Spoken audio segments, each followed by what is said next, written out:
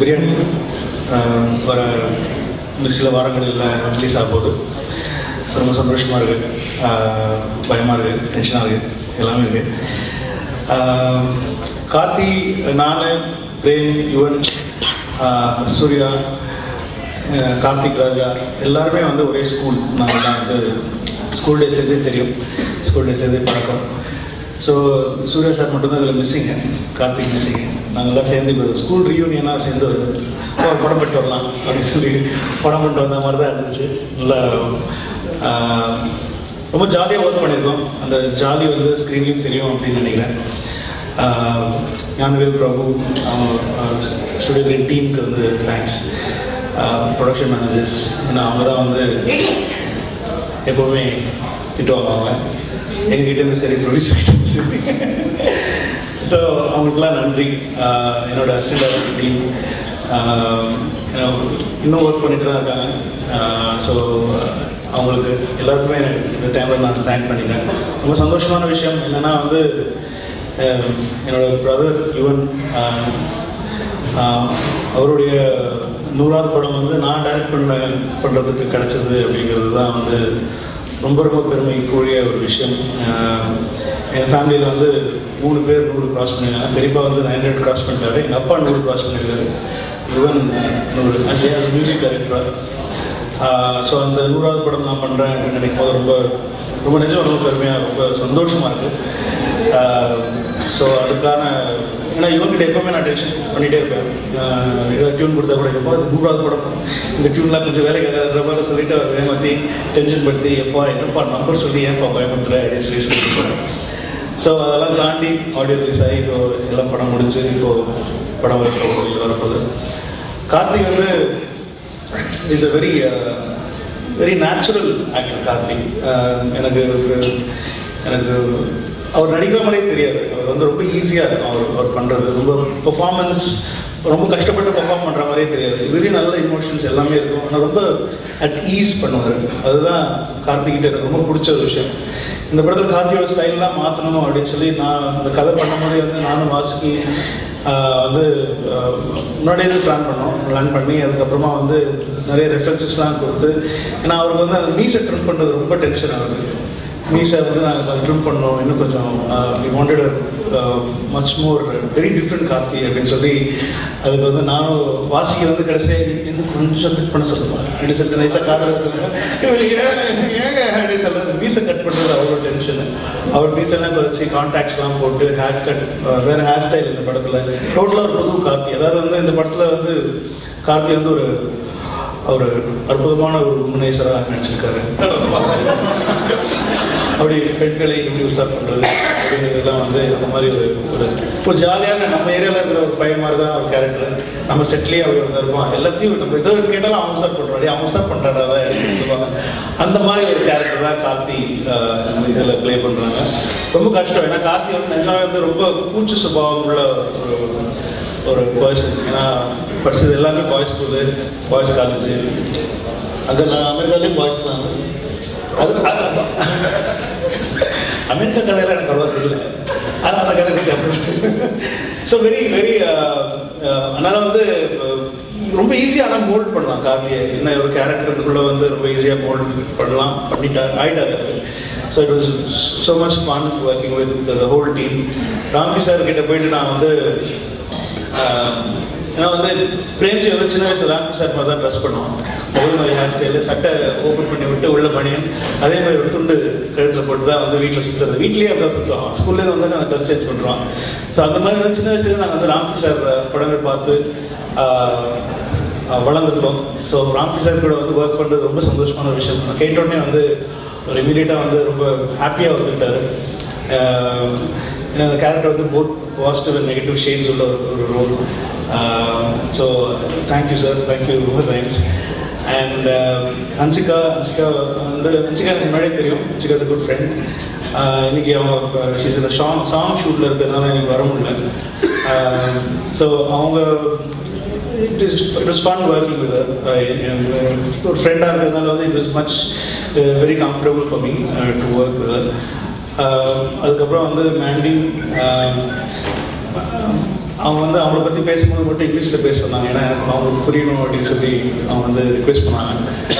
So Mandy was such a thorough professional actor. She's actually from London. அவள் வந்து she's a very big star in Punjabi ஃபிலிம்ஸில் வந்து நம்ம ஊரில் வந்து ஸ்னேகா மாதிரி பஞ்சாபில் வந்து அவங்க வந்து புடவை சுடிதாரில் நடிக்கிற ஒரு ஹீரோயின். அவங்கள வந்து நாங்கள் வந்து இங்கே வந்து இந்த புடவையில் வந்து இந்த புடவையில் தான் வந்தாங்க, இத்தனைக்கும் புடவையில் தான் வந்தாங்க, படத்துலேயும் புடவையில் தான் she wore a saree and came. But it was a hot role. It was a படத்தோட main turning point is Mandy's role in the film. அதுதான் வந்து that leads the suspense in the film. So she's a thorough professional. The best part with Mandy was even though she didn't know any Tamil, but she used to by heart the whole thing.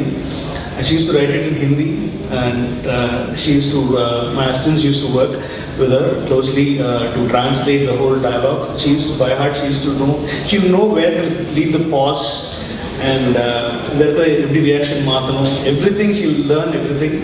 And it was a delight working with Mandy, and she's a good dancer, and you'll know that soon.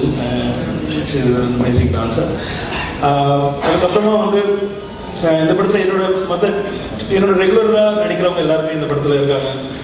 Frame இருக்காங்க, சம்பத் இருக்காங்க, அப்புறம் வந்து Jayaprakash sir, பஞ்சு சுப்பு, அவங்களாம் இருக்காங்க. அப்புறம் ஸ்பெஷலாக அப்படின்னு பார்த்தீங்கன்னா நாசர் சார் ஃபஸ்ட் டைம் என்னோடய படத்தில் இதுதான் நடிக்கிறாங்க. அதுக்கப்புறம் மதுமிதான்னு சொல்லி யோகி படத்தில் ஹீரோயினாக நடித்தாங்க, அவங்க இதில் ஒரு ரோல் பண்ணுறாங்க. So it's a very big star cast. அப்புறம் எனக்கு ரொம்ப ஃபேவரட்டான சண்முக சுந்தரம் சாரும் நடிக்கிறார் அந்த படத்தில். அவர் எல்லா படத்துலையும் பிரேம்ஜி மாதிரி அவரும் என்னோட எல்லா படத்துலையும் இருக்கார். முதல் சென்னை 28லேருந்து பிரியாணி வரைக்கும் அவர் இருக்கார். அப்புறம் நிதின் சத்யா, என்னோட டீம் மெம்பர்ஸ் எல்லாமே இருக்காங்க.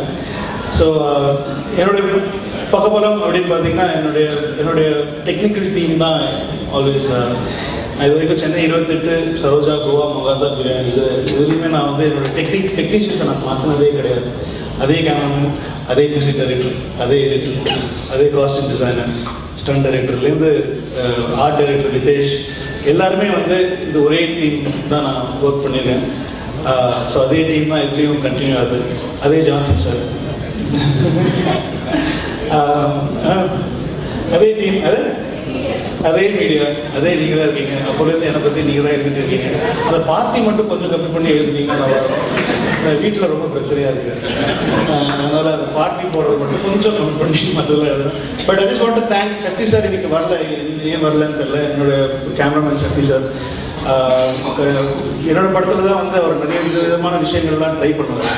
நான் தான் அவருக்கு வந்து ஒரு கிளினிக் மாதிரி இந்த எக்ஸ்பெரிமெண்ட் பண்ணோன்னா இதில் தான் பண்ணுவார். இந்த ஃப்ளேர் விடுறது, இந்த ப்ளீச் பைபாஸ், ஏதோ சொல்லுவார். எனக்கு ஒன்றுமே புரியாது. ஓகே சார் பண்ணிக்கலாம் சார் அப்படின்னு சொல்லிடுவேன் நான். ஆனால் சரோஜா படத்தில் வந்து ஹேண்ட் ஹெல்ட் பண்ணோம். ஃபுல் படம் வந்து அந்த ஆக்சிடென்ட் ஆனதுலேருந்து கையில் தான் இருக்கும் கேமரா. மகாதாலையும் வந்து அந்த டென்ஷன் பில்டப் பண்ணணும்னு சொல்லிட்டு ஃபுல்லாகவே ஹேண்ட் ஹெல்ட் தான் பண்ணோம். இந்த படமும் ரொம்ப டென்ஷனான ஃபிலிம். பட் ஆனால் வந்து மகாதா மேக்கிங் இதில் இருக்கக்கூடாது அப்படின்னு சொல்லிட்டு வந்து அவர் ஷோல்டர்லேயே சுமக்கலை, கேமரா ஃபுல்லாகவே ஸ்டாண்டில் தான் இருக்கும். ஷோல்டரில் சுமந்த மாதிரி பண்ணது வந்து பிரவீன் தான். ஏன்னா அவ்வளோ கட்டிங்ஸ், ஒரு ரன் ஃபார் யுவர் லைஃப்னு சொல்லி ஒரு சாங் இருக்குது. அந்த சாங்கில் மட்டுமே வந்து கிட்டத்தட்ட ஒரு 600 கட்ஸ் வரும், 600 ஷார்ட்ஸ் அந்த சாங்கில், 600 ஷார்ட்ஸ் வரும்.